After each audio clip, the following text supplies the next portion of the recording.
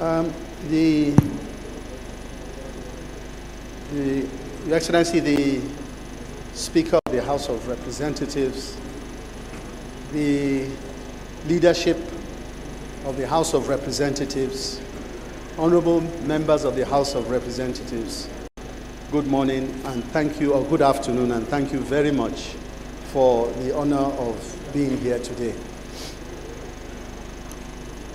I am really and truly honored to appear before the House to address what obviously is very critical concerns relating to exchange rates and inflationary pressures on the economy. Upon receiving the invitation letter, I keenly sensed the urgency and the acknowledgement of the economic challenges and resistance to proposed solutions by various stakeholders. However, I want to emphasize that we are now at a turning point, and the bold reforms underway across different segments of the economy, though initially challenging, are aimed at addressing these challenges sustainably. And really, I would like to emphasize the word sustainably. I'm confident that positive outcomes are already emerging and will become more apparent in the near future. The dedicated and relentless efforts being made are certain to bring about significant and positive changes for our economy. On that note, distinguished members, I'm happy to inform you that as at yesterday, the volume of transactions on our market was over $800 million. This is the first time in many years that it has achieved this level. Notably, recent reports from international rating agencies such as Fitch, Moody's, Standard & Poor's, and commendations from multilateral banks like World Bank reflect this positive trajectory, with upgrades to Nigeria's rating from stable to positive. These reports acknowledge the potential reversal of the deterioration in the country's fiscal and external position due to the authorities' reform efforts.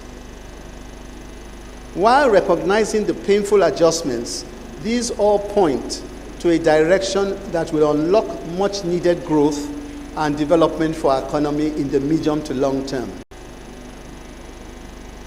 Honorable members, I acknowledge that despite these commendations, the concerns regarding the cost of living and currency rates remain. Indeed, this is the major topic of concern in our villages, our towns, and our cities. The urgency of the matter is not lost on us at the Central Bank, and I really want to assure you that we're working tirelessly with colleagues from across government, including with the leadership of this House, to bring lasting solutions. Given that this will be the first time I'll be before this esteemed body this year, 2024, please permit me to just very briefly provide you with what we consider our outlook for 2024. Global outlook. I will not bore you with too much of those details given the time challenge, but I'll conclude in saying that globally, the landscape continues to be very challenging, and that key policy priorities involve ensuring durable inflation reduction, addressing fiscal pressures, and fostering sustainable and inclusive growth. The global monetary policy environment is expected to remain restrictive until sustained inflation reduction becomes evident. Obviously, that has huge repercussions for us in Nigeria. Governments around the world must grapple with rising fiscal pressures, necessitating credible medium-term fiscal frameworks to effectively manage debt burdens. On the domestic outlook, which I know is very important to all of us, we know and remember that the federal government of Nigeria anticipates a 3.76% real GDP in 2024, slightly surpassing the estimated 3.75% in 2023. This optimism is backed by key government reforms and the expectation of improved crude prices and production, which are set to drive economic growth. Inflationary pressures are expected to decline in 2024 due to the CBN's inflationary targeting policy, aiming to rein in inflation to 21.4%, aided by improved agricultural productivity and easing global supply chain pressures. The Nigerian foreign exchange market is currently facing increased demand pressures, causing a continuous decline in the value of the naira. Factors contributing to this situation include speculative forex demand, inadequate forex supply due to non-remittance of crude oil earnings to the CBN, increased capital outflows, and excess liquidity from the fiscal activities. The shift to a market-driven exchange rate was intended to create a stable macroeconomic environment and discourage currency hoarding. However, short-term volatilities attributed to arbitrage and speculation have been an issue. To address exchange rate volatility, a comprehensive strategy has been initiated to enhance liquidity in the forex markets, and I made reference to the outcome of that earlier. This includes unifying FX market segments, clearing outstanding FX obligations, introducing new operational mechanisms for BDCs, enforcing the net open position limits, and adjusting the remunerable standard deposit facility cap. Honorable members, we understand the economic costs of these developments, not just for the economy, but also as they affect ordinary Nigerians. However, as I mentioned in previous engagements, these costs are temporary, and our decisions will address a lot of fundamental issues aimed at ensuring a more market-oriented mechanism for exchange rate determination will boost foreign exchange inflows, stabilize the exchange rate, and minimize its pass-through to domestic inflation. On the exchange rate, permit me to say that, put simply, the exchange rate is determined by the dynamics of supply and demand for a product or service.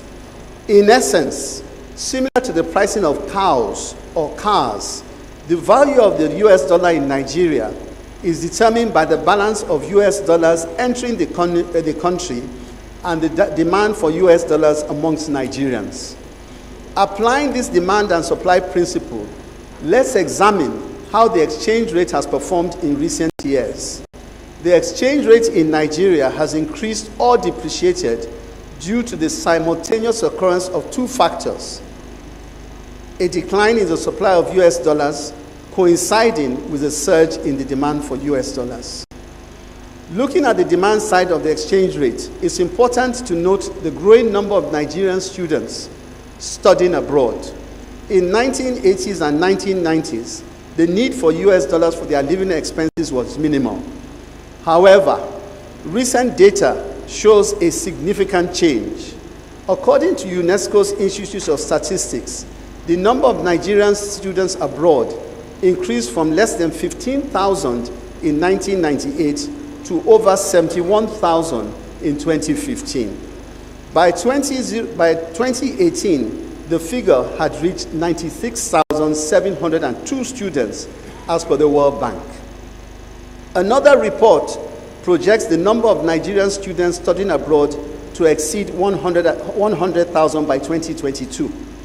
Additionally, the UK's Higher Education Statistics Agency noted a 64% increase in Nigerians studying in the country, rising from 1,320 in 2019-2020 academic session to 21,305 by the 2020-2021 session. Given this data, it is crucial to highlight that between 2010 and 2020, foreign education expenses amounted to a substantial $28.65 billion, as per the CBN's publicly available balance of payments statistics. Similarly, medical treatment abroad has incurred around $11 billion in costs during the same period. Consequently, over the past decade, foreign exchange demand for education and healthcare has totaled nearly $40 billion. Notably, this amount surpasses the total current foreign exchange reserves of the CBN. Mitigating a significant portion of this demand could have resulted in a considerably stronger naira today. On the supply side of the exchange rate, to bolster the inflow of US dollars into a country, the economy must earn these dollars through exports, whether oil or non-oil, or by attracting foreign investments. A robust economic foundation is essential to produce goods and services that the global market is willing to pay for in US dollars. When the supply surpasses demand, the exchange rate appreciates, causing the price of the dollar to fall. Unfortunately, in Nigeria, the contrary has taken place.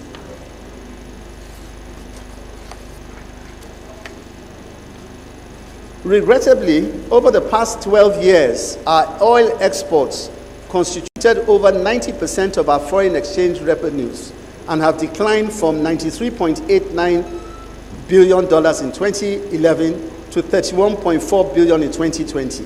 The mandate of the CBN would necessitate efforts beyond the bank itself and indeed to an attitudinal change of all our citizens.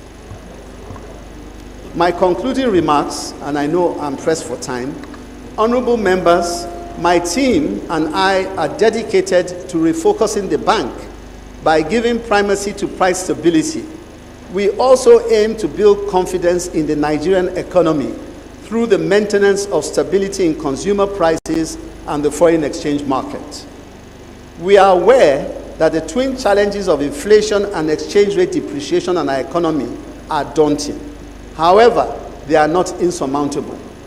Monetary policy actions are sometimes inhibited by transmission lags. Nonetheless, it is expected that the policy measures implemented by the bank will permeate the economy in the short to medium term. Just 1 more minute, sir. Inflation pressures may persist, albeit temporarily, but are expected to moderate significantly by the fourth quarter of 2024. Exchange rate pressures are also expected to reduce with a smooth functioning of foreign exchange market. We are committed to implementing policies that will ensure a stable macroeconomic environment and guarantee improved livelihoods for all Nigerians. Thank you for your attention, honorable members. Thank you, Right Honorable Speaker, the leadership, Right Honorable members, clerk and staff of the National Assembly, members of the media, good afternoon. You are Right Honorable.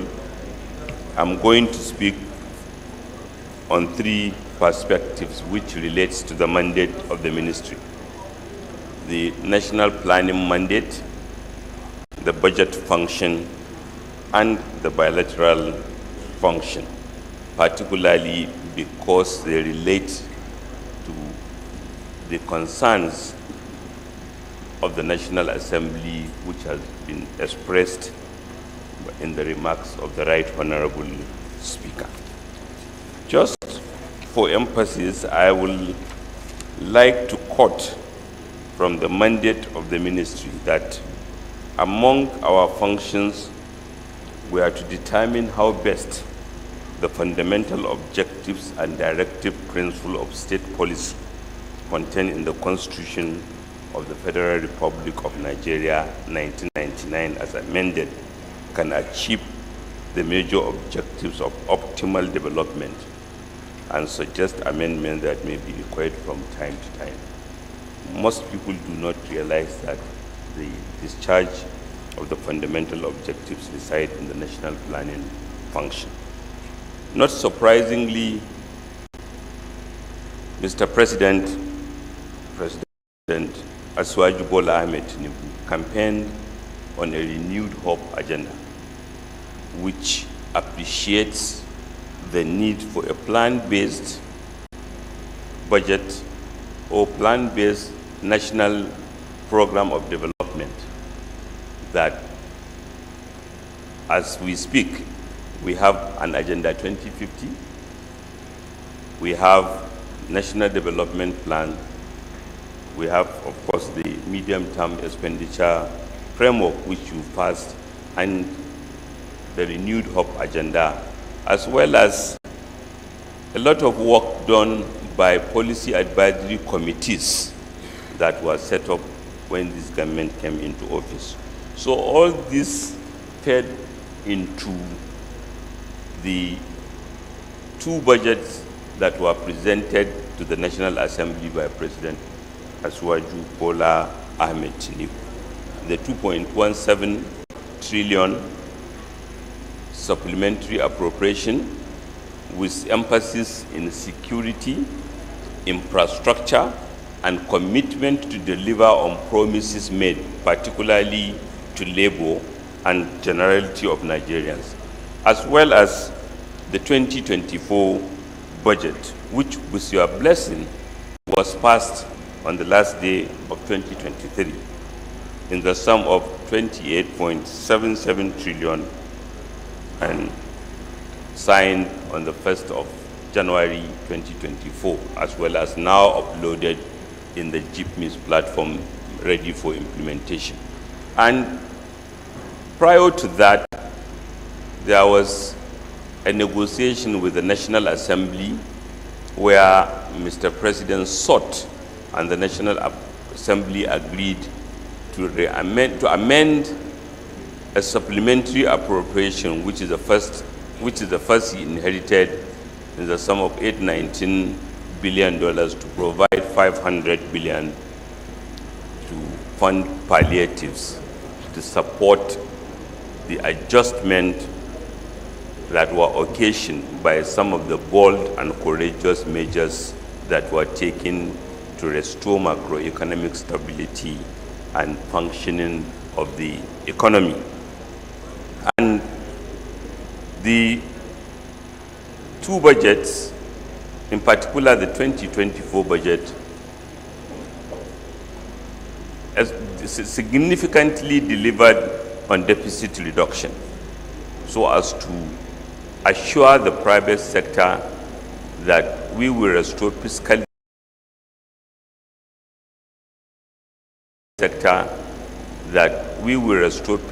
discipline and ensure that they are not crowded out, but that public expenditure becomes catalytic and enabling of private sector investment. Equally, with your support, we delivered a budget that has the highest capital expenditure in the last 2 decades. And I think you all ought to be commended, as well as Mr. President. 39% capital expenditure. Because most people, when computing capital expenditure, they only compute the MDA capital of 9.19, whereas in the statutory transfers to NJC, to Niger Delta Development Commission, to Northeast Development Commission, the statutory transfers compose both a capital and a current component. So when we add to that, we'll see that the capital is much higher. This, of course, is commendable, is consistent with Mr. President's commitment to Nigerians that we are not going to take the easy way out. And more than that, the budget provided more money, both on nominal and in real terms, than has ever been provided in the priority sectors: defense and security, infrastructure, agriculture, as well as innovative funds that have been created, that have been provided for, that are enablers of economic activity. A 100 billion naira National Agricultural Fund, a consumer credit fund that we believe will be catalytic in promoting domestic manufacturing, a mortgage fund that we believe will support expansion of construction activity, and given the fact that our construction sector mostly rely on locally sourced materials, one can imagine that that will generate significant economic activity in a short time. The National Assembly, particularly the respected House of Reps, is rightfully worried about complaints about cost of living. And one of the quickest wins, and this challenge does not come unanticipated. We reckon with global challenges that are impacting us domestically, and we reckon with the transitional nature of some of the measures that we have taken. And we know that they will have some impacts. But there are compensatory mechanisms. One of it is to support domestic production, particularly one that we are most familiar with, 36 states of Nigeria plus FCT. Agricultural production is a major component, and as well as other activities for which infrastructure, for which funding has been generously provided in the budget. But this, in implementing this, we need more cooperation, particularly from the National Assembly members. The federal government have nominated a number of projects which you graciously approved. Literally, our budget was slightly, just with slight modification and understandable. Mr. President, being the Democrat that he is, appreciate the National Assembly have the right. Okay.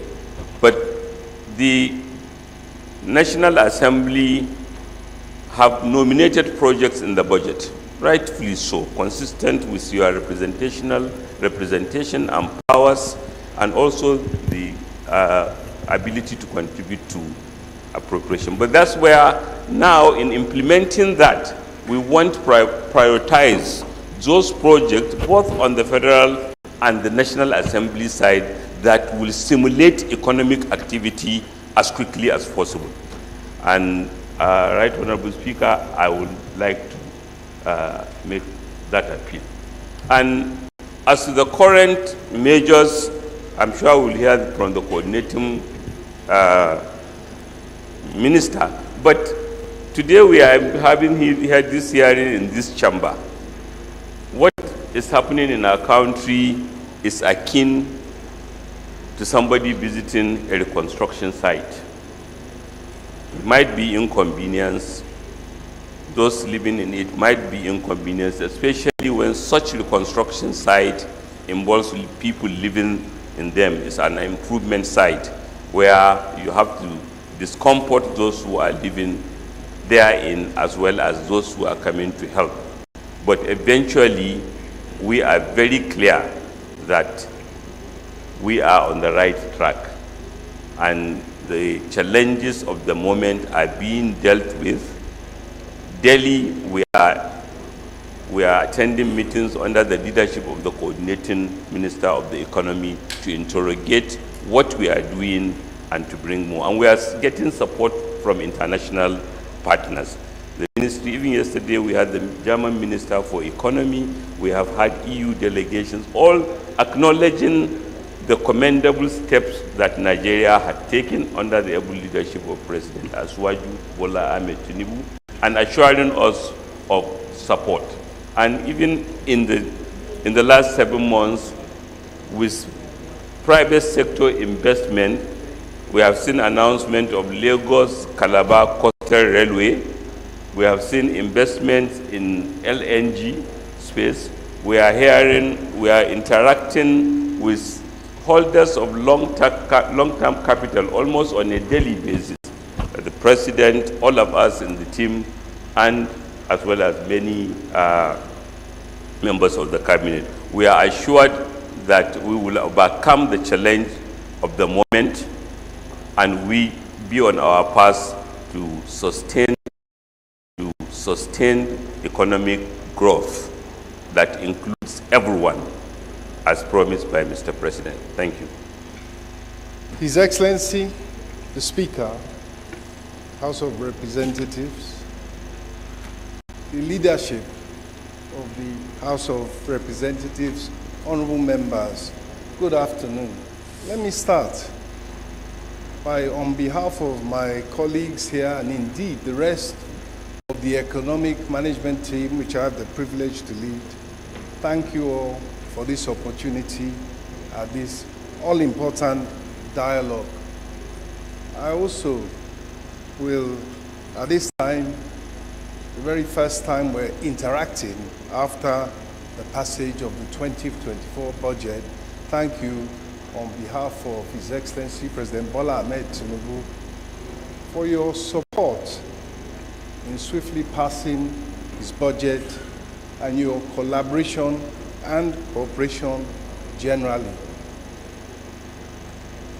We have heard from my colleagues, and naturally, they have virtually covered the field. Where we are as a nation economically is a much, much better place than we were on the 29th of May, 2023. We have heard from the Governor of Central Bank. He talked about the unsustainability. He talked about the importance of sustainability before the implementation of the 8-point agenda of the President began. We were in an unsustainable place in terms of the fiscal situation of Nigeria. We were on the road to economic disaster. We had expenditure which was wasteful and unsustainable by way of the subsidy, not just on fuel, but the subsidy on foreign exchange, which confused the incentive framework, and people were chasing cheap dollars in order to make instant profits.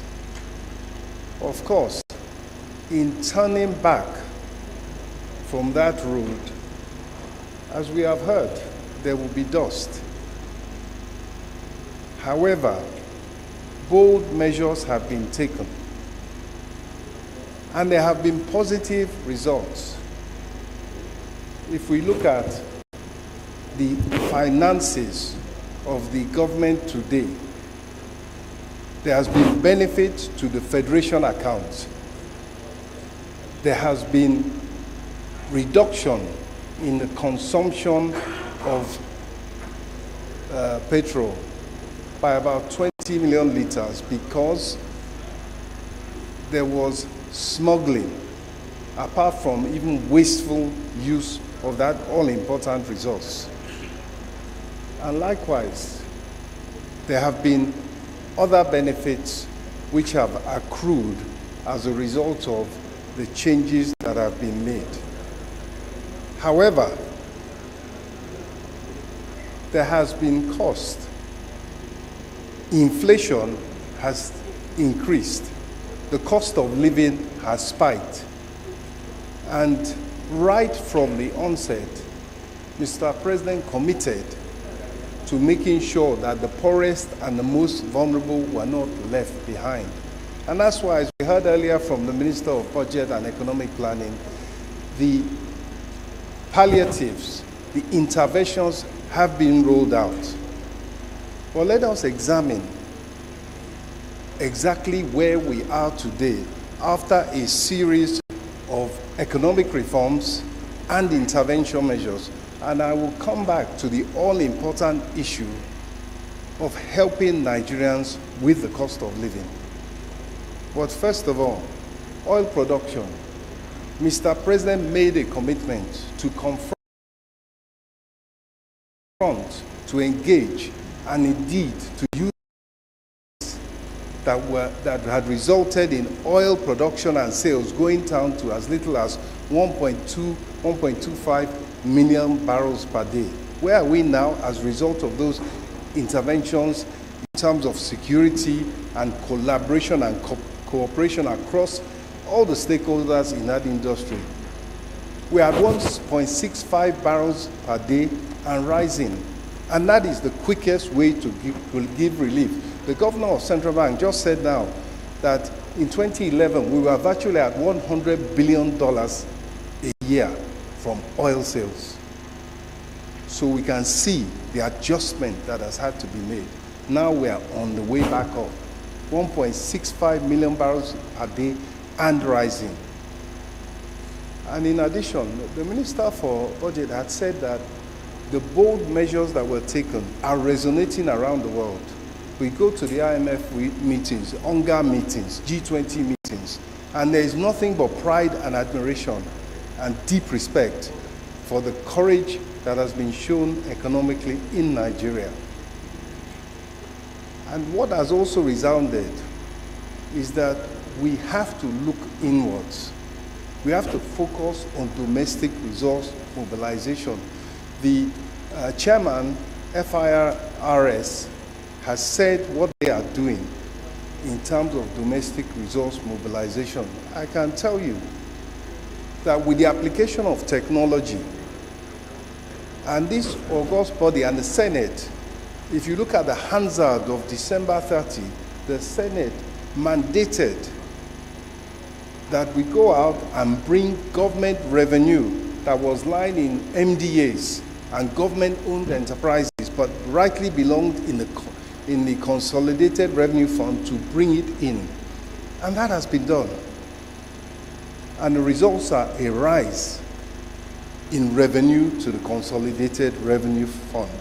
Similarly, in agriculture, if we need to stabilize the economy, two things need to happen.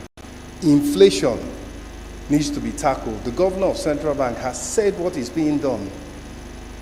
He has announced his targets for inflation, and the fact that inflation targeting will be a key element of the strategy, which is right because they're in charge of the targets of monetary policy. But in addition to that, when you look at inflation, a large element is food inflation. In fact, food inflation accounts for 33% of the consumer price index. So when you attack food production, raise food production, you bring down the price of food, you bring down inflation, you get a chance to bring down interest rates, and there lies the road to investment. I was recently in Nasarawa.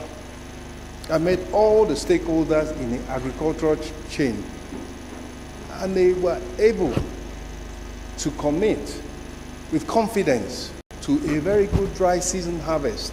And we know all the steps that have been taken to intervene in that sector, from fertilizer, from grain supply, to funding for rice, maize, wheat, and cassava, to bring under production 400,000 hectares. So these are the steps that are being taken to get inflation down, to stabilize the economy, and prepare for investment. And I will also add that in terms of production, industry requires energy. I chair a power sector steering committee to deal with the issues in that sector. And on the issue of interventions, I must return to it. We are talking about increases in revenue available to all tiers of government through the federation account. And we are also talking about the ability of the federal government to raise resources. The commitment is that as things improve, even though there will be dust as we turn Nigeria into a building site through massive intervention in the housing sector, there will be, at every opportunity possible, further intervention on behalf of the poor, on behalf of the vulnerable, to assist with the cost of living rise, which is an inevitable result of having waited so long before we, as we heard earlier, turn the corner. And I think I will just end by saying that let us be confident, let us be calm, let us be assured that Nigeria has turned the corner in terms of its economic management, and the way forward is up. And at the same time, the poor and the vulnerable will be assisted at every turn. Thank you.